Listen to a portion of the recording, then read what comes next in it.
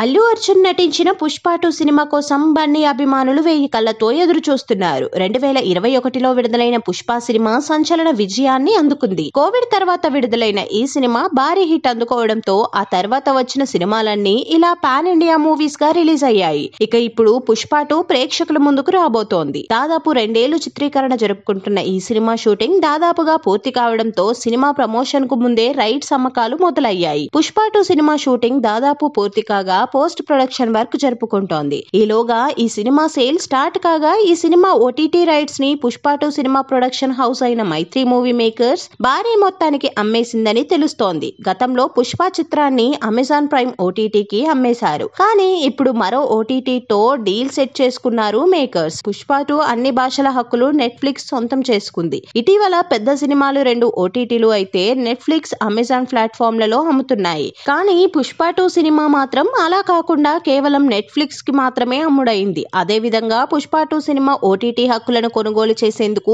Netflix 270 కోట్ల రూపాయలు వెచ్చించింది. ఈ మధ్య కాలంలో ఇంత భారీ మొత్తం మరే సినిమాకు రాలేదని అంటున్నారు. ఇటీవల ఓటీటీకి వచ్చిన కల్కి 2898 ఏడి సినిమా హక్కులకు కూడా ఇంత భారీ మొత్తం ఇవ్వలేదని తెలుస్తోంది. పుష్ప చిత్రం 2021లో ఓటీటీకి దాదాపు 50 కోట్లకు అమ్ముడుపోగా పుష్ప 2 ఏకంగా 270 కోట్లకు అమ్ముడుపోయింది. ఆగస్టు 15న పుష్ప 2 సినిమా విడుదల కావాల్సింది. కానీ వాయిదా పడింది. ఆ తర్వాత దసరా పండుగ సందర్భంగా సినిమాను విడుదల చేస్తామని చెప్పారు మేకర్స్. అయితే ఈ సినిమా పోస్ట్ ప్రొడక్షన్ వర్క్ చాలా టైం తీసుకుంటుండడంతో డిసెంబర్లో సినిమా విడుదల కానుంది. సెప్టెంబర్లో ఫస్ట్ హాఫ్ ఎడిట్ పూర్తవుతుందని ఇటీవలే నిర్మాత తెలిపారు. నవంబర్లో సెకండ్ హాఫ్ ఎడిట్ రెడీ అవుతోంది. నవంబర్ నెలలో కొంత ఫైన్ ట్యూనింగ్ చేసిన తర్వాత నెలాఖరులో సెన్సార్ సర్టిఫికేట్ రానుంది. ఆ తర్వాత డిసెంబర్ మొదటి వారంలో సినిమా విడుదల కానుందని తెలుస్తోంది.